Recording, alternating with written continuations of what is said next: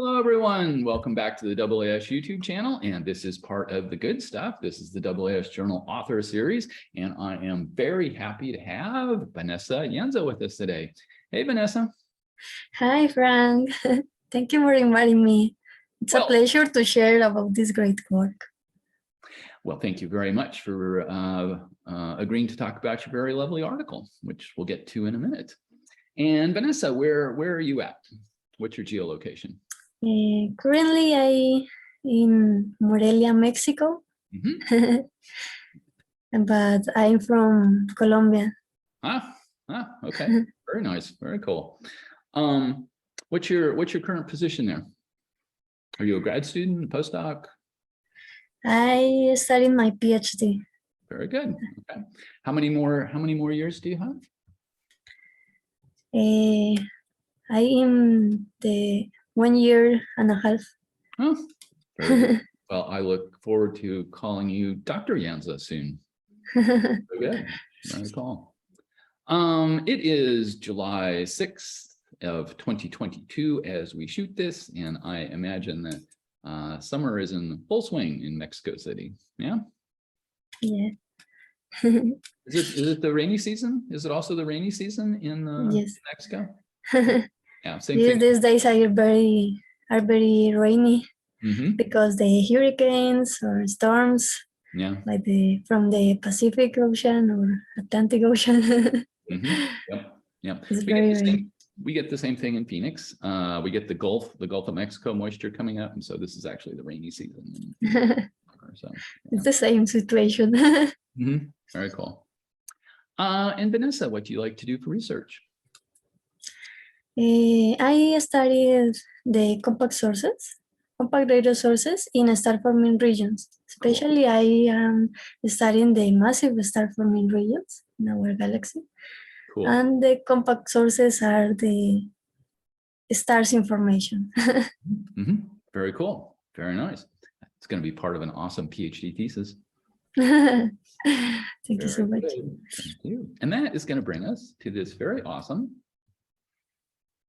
AJ article. It's open access, people. You can get it for free. Go ahead and get it. The population of compact radio sources in M17. And Vanessa, take us away.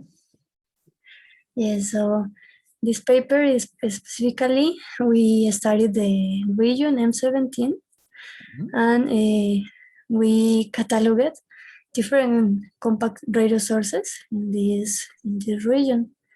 So the motivation of this work is that the previously study in this region detected around 38 compact sources in this region associated with the stars information or the young stellar objects. Okay. So the plan of this work was improve that detection. And we increased that detection to 38 compact sources to 182. Very nice. Factor 4. Very cool. Yeah, so increased by a factor of 4 or 5. Yeah, okay, my multiplication is a little slow. Okay, very good. I'm with you. Yeah, so here we used VLA data, VLA observation, that is the Very Large Array.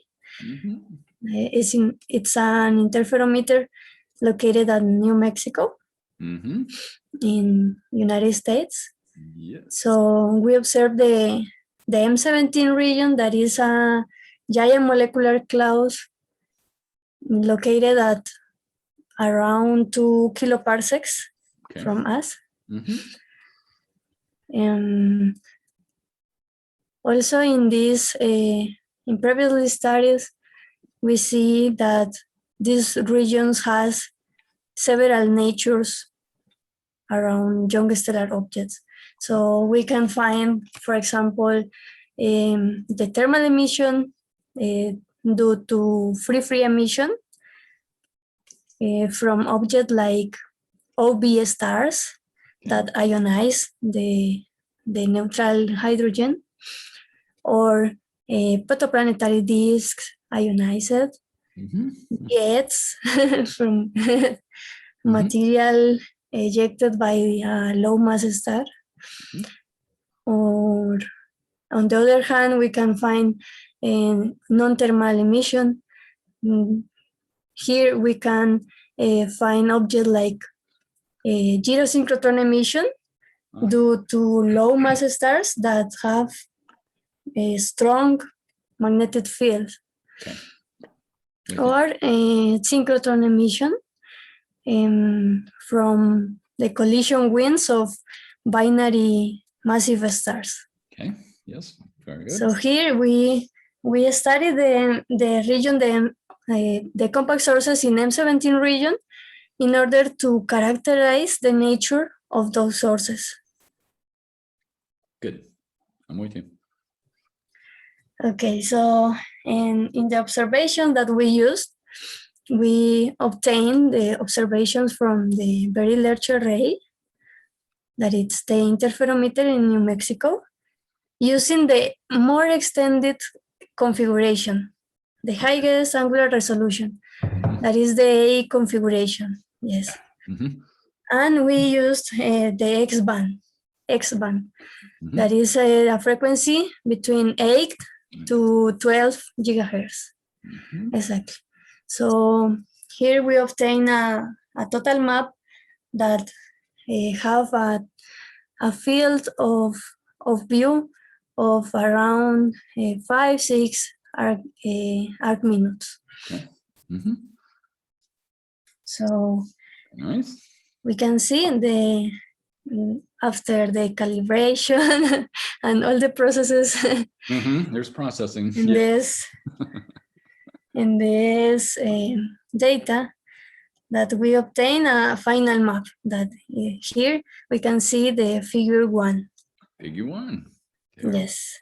Okay, we'll do a little global there just to get the global. So the data were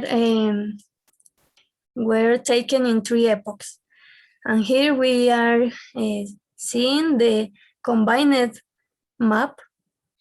That is to say that we are here with the 3 epochs in one.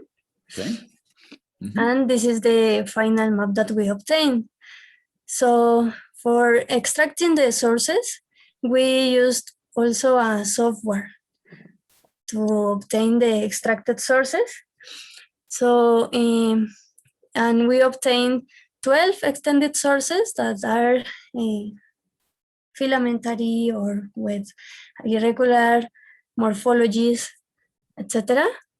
But also we have 182 compact sources that are associated directly with the young stellar objects.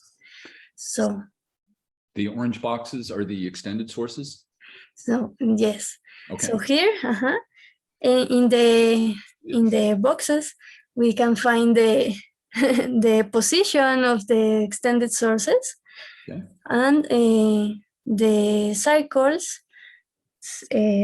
are revealing the position of the compact sources. And also we mark here with magenta circle a position of a source that is very important and known. This source unlike a hypercompact source that is called UC1. Okay, so if we make a zoom in to the center of the region, we can see more or less the size of the sources that we detected in this region. So that square is actually pretty well resolved, right? Yes. Very good. Okay. Yes, they are too small.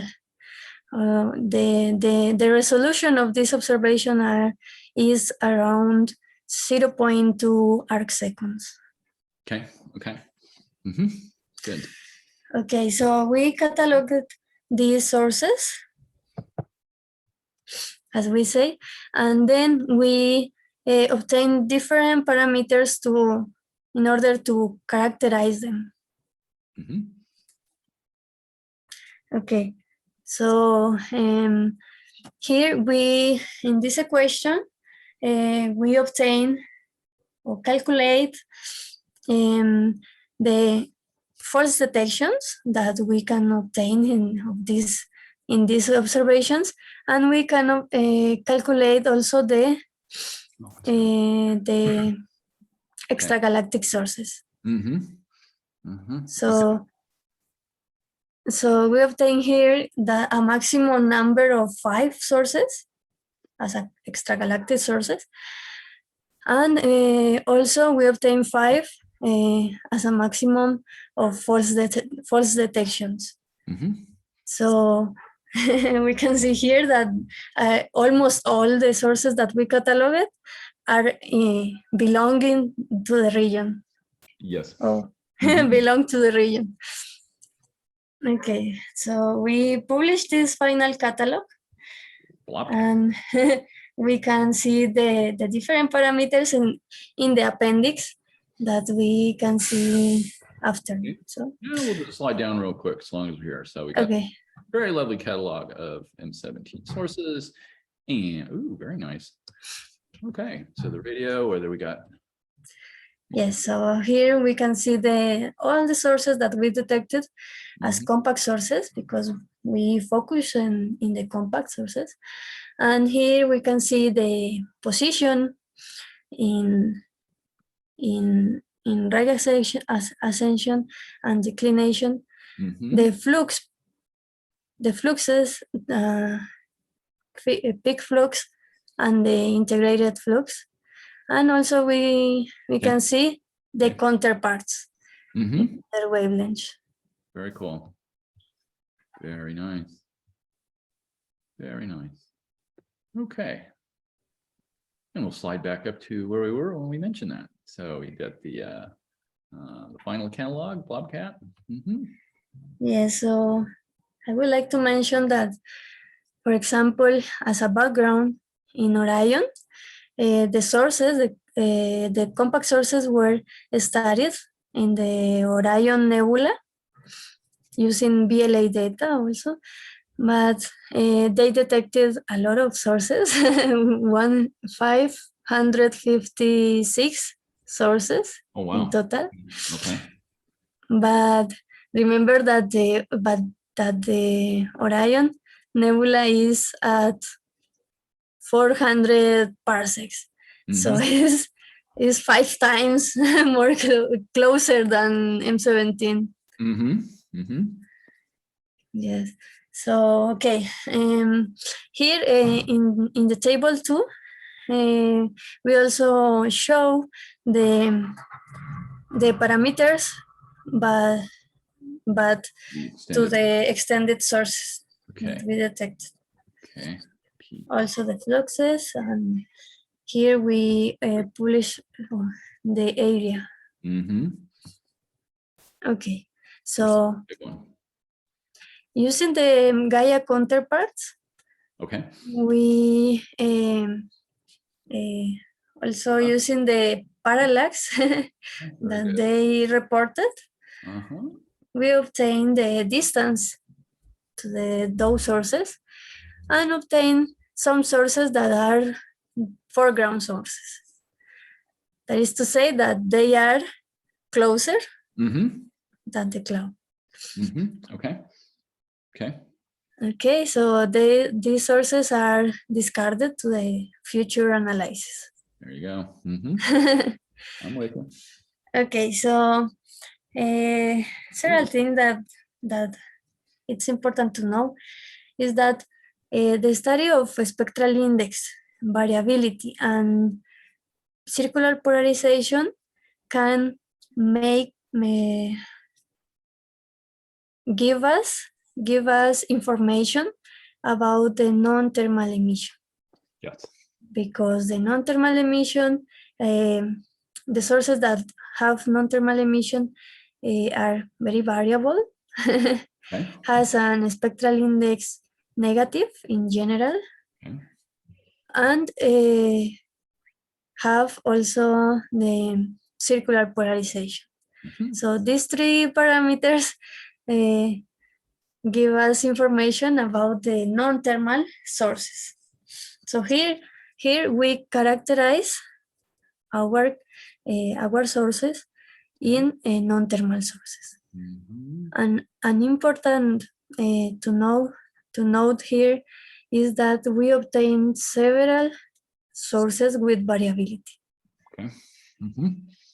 Around the 40% of our catalog is a strong variability, have a strong variability. Okay. So around the 40% of our catalog are non-thermal sources. Okay. Variable. Okay. Very good. So then,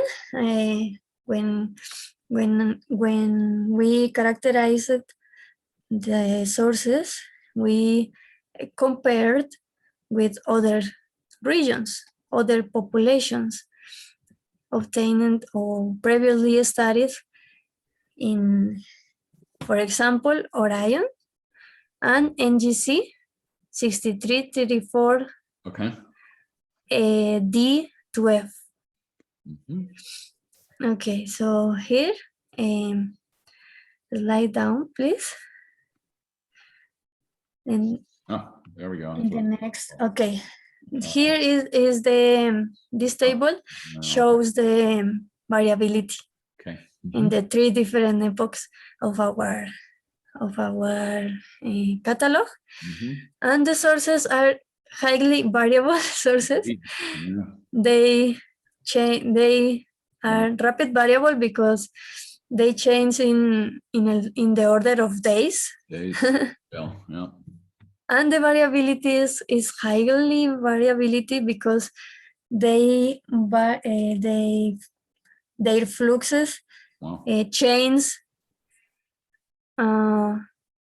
more than 50%. Yeah, got several here with 80% changes. Yes. Okay. Wow. Okay, very good. Sorry, took you off track there a little bit. So one analysis that we made was the X-ray radio connection.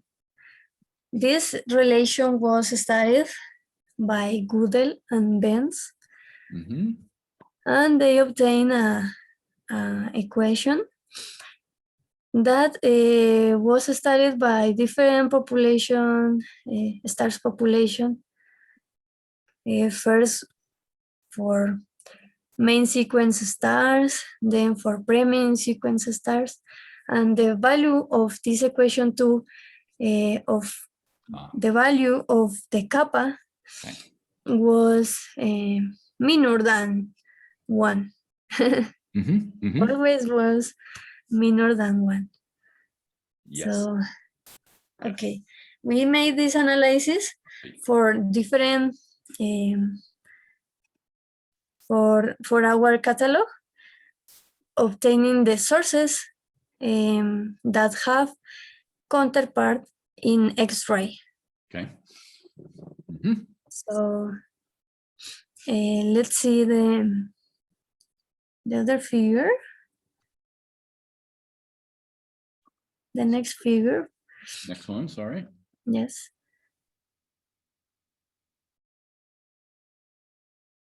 Okay, the figure 4. Figure 4. Thank you. Yeah. There we go. X-ray. Here we have all the sources that have counterparts in X-ray. Okay. In M17. So here we see the X-ray luminosity against the radio luminosity. Oh, wow. Okay. And the squares indicates the variable sources. Okay. And the green figures are the circle polarization sources. The black points are sources that don't have variability and doesn't have a circular polarization. Okay, here at the top we can see the black line that is the original Gödel-Benz relation. Okay.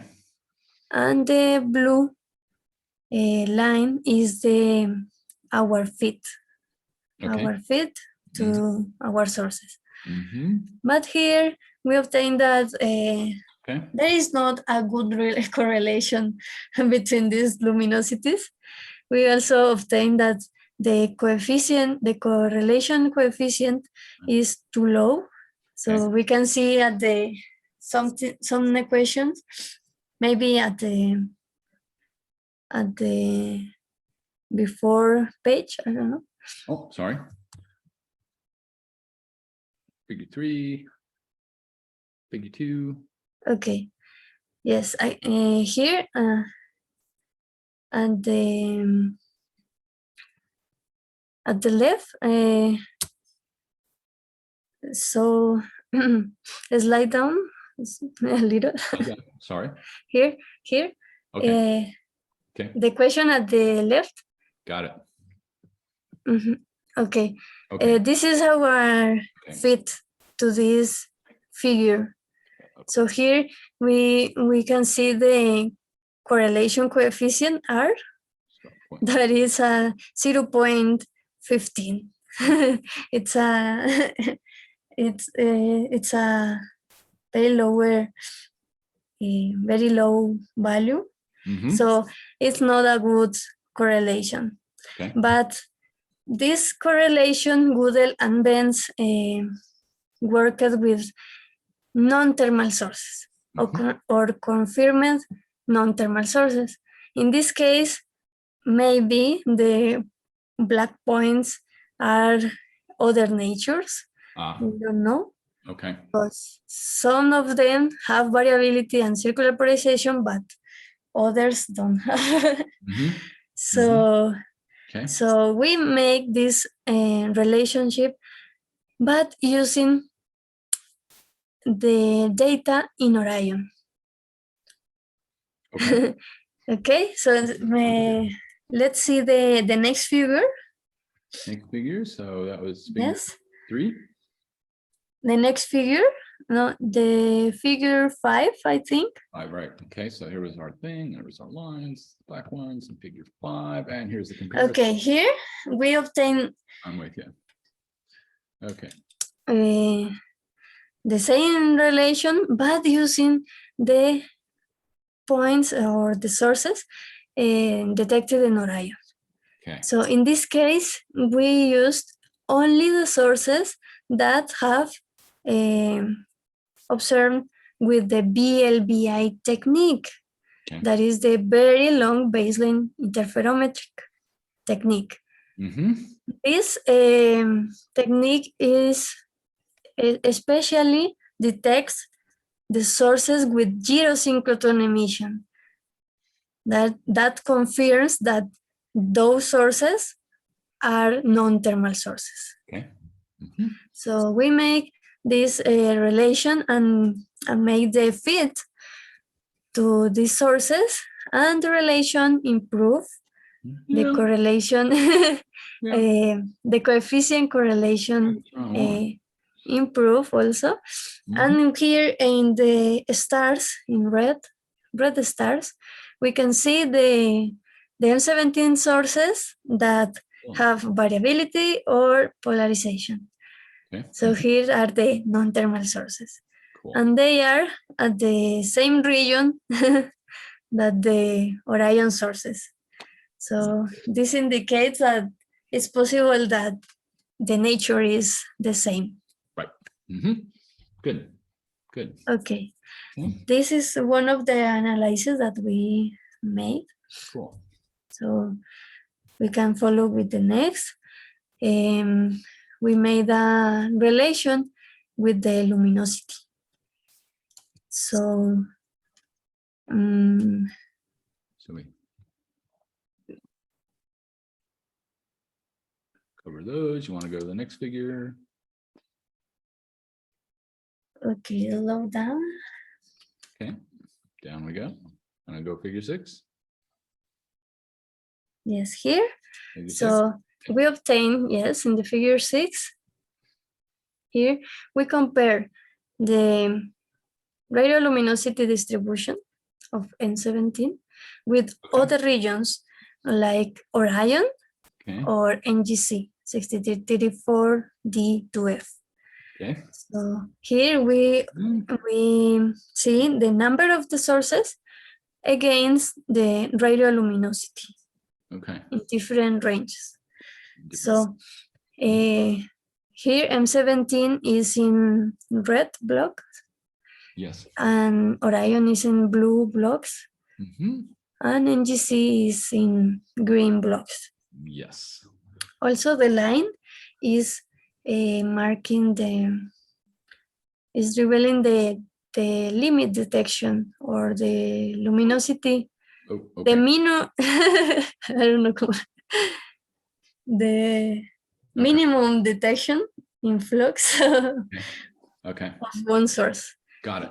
In each observation. Over here. Okay, gotcha. I'm with you. All right. Okay, so only we can compare the sources at the three last blocks. Right. So here, an important result is that M17 has a lot of sources than NGC and and Orion. So if we calculate around M17 have around 3 times more sources than the other two. Wow. Yeah, so it's we are very surprised about this result. Yeah. It's a good surprise. Would not have expected that. Okay. Yes. Very good. Okay. So the next analysis, we make, and the next is it's a table. Okay. In this figure, you can see here at the figure 7.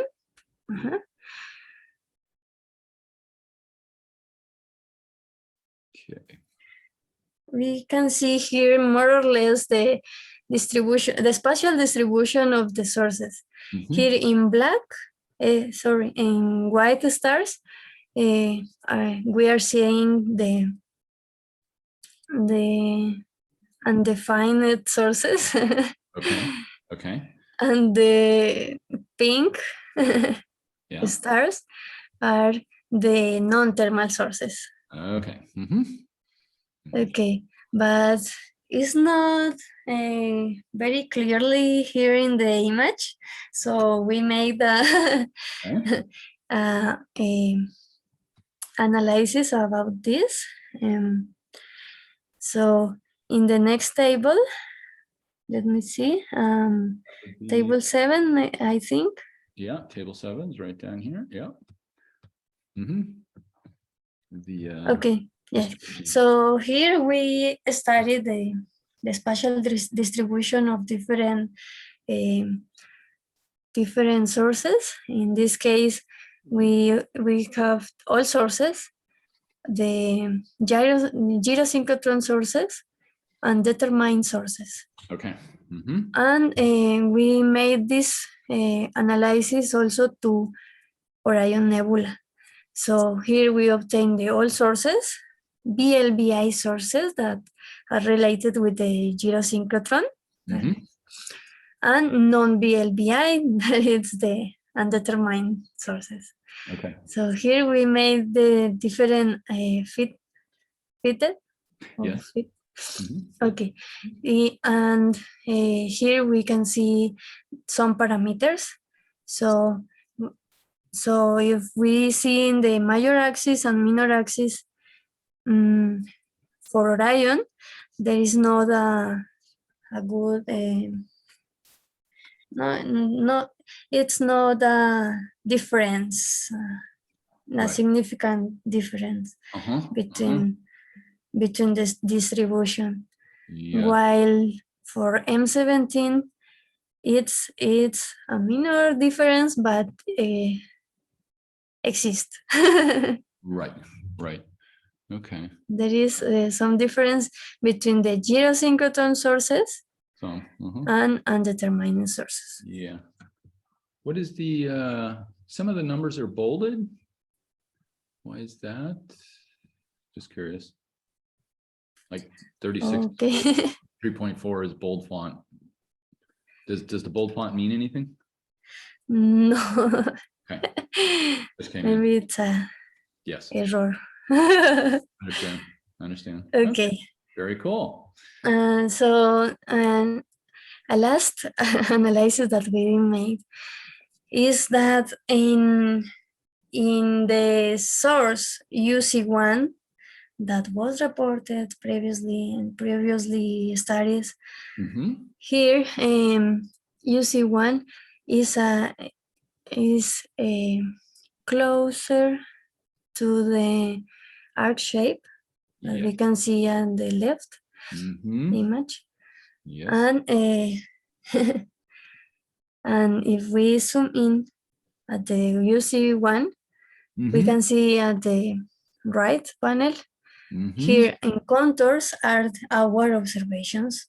Yes. But in the background, we can see an image of ALMA. Oh, okay. Okay. Got it. This data was obtained of the archive. But we can see here the resolution of ALMA at the top right. A little dot, and here's a bigger dot. Yep. Yeah. Okay. So here we can see the possibility that this source, that source is the emitter source of the UC1. That is the hypercompact source that was reported previously. Cool. Very cool. Okay. Curious this emission is not symmetrical either, right? Most of it seems to be one-sided. Yeah, maybe because it's different frequencies. There you go. Okay. So here, summarizing all the results that we obtained here at this study, we can see that we obtain and improve the detection of the compact radio sources in M17 from 38 sources to 182 compact sources. Nice. We cataloged using a software to extract the sources and obtain also that the 40% of them are rapid highly variability. Have rapid highly variability. Then we can see that M17 have around 3 times more sources than Orion or NGC 6334 D2F. So it's very significant the results that we obtain about this region. Also remembering that the M17 region is 5 times far away than Orion. Also here we obtain other results, and it's important to note that, for example, in this region, we can see a lot of non-thermal sources that indicates that we are seeing the coronal emission of the young stars. So these sources, these young stellar objects, are more evolved than the thermal sources, for example, or the other nature sources. So, for example, in the case of the UC1, it is a hypercompact source that it indicates that it's a younger object than the non-thermal source. So in this region, we can find several natures. We can find evolved sources. We can find younger sources. Yep. Get the whole spread there. Yep. Yeah. Cool. So it's very interesting to be this region and compare with others previously studied. Very cool. Very nice. Vanessa, thank you so much for walking us through this awesome article. Thank you. Thank you. Thank you. And you touched on it a little bit as you were going through. So let me ask, where do we go, let's say, over the next 2 to 5 years on this topic? Are there additional observations to do on M17, or should you do sort of equivalent observations on another object? Is there some theoretical calculations that could be done? So just sort of, where do we go over the next, let's say, 2 to 5 years or something like that? Yes, currently I am studying the different regions, massive star forming regions. Mm-hmm. So I have data also in NGC 6334A, Cool. W43, Yeah, W3. Mm-hmm. So I will Good. study these compact objects in different regions. Got it. Nice. Mm-hmm. But on the other hand, it's an interesting thing to study this region M17 because has a lot of sources. So it's possible that I make more observation about this region, Okay. especially using the VLBA data. Okay. All right. Awesome. And that will do. And thank you, everyone. And I hope this made your astronomy day just a little bit better. And we will see you on the next one. Bye-bye. Bye.